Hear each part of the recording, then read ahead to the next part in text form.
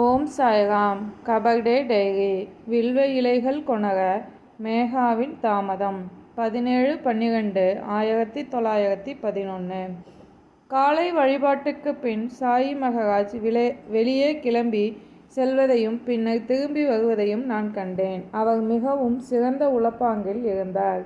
அவரின் வேடிக்கை வினோத பேச்சுகளை நாங்கள் மிகவும் ரசித்தோம்.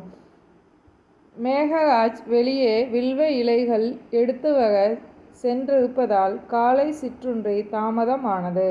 அவர் சற்று தாமதமாக திரும்பினார்.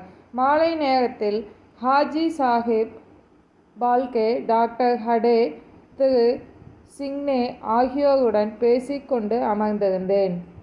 இன்று கோகலே கிளம்பி சென்று விட்டார். மாலை நேரத்தில் மசூதிக்கு சென்றேன். ஆனால் என்னையும் எனது சகாக்களையும் தூரத்திலிருந்தே வணங்கும்படி சாயி மகராஜ் கேட்டார்.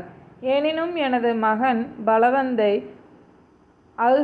அருகில் அழைத்து தட்சணை கொண்டு வரும்படி கேட்டார். சாவடிக்கு எதிரில் இருந்து அவரை வணங்கினோம். மீண்டும் இரவில் ஷேஜ் ஆரத்தியின் போது வணங்கினோம். இன்றிரவு சாயி மகராஜ் சாவடியில் துயில்கிறார்.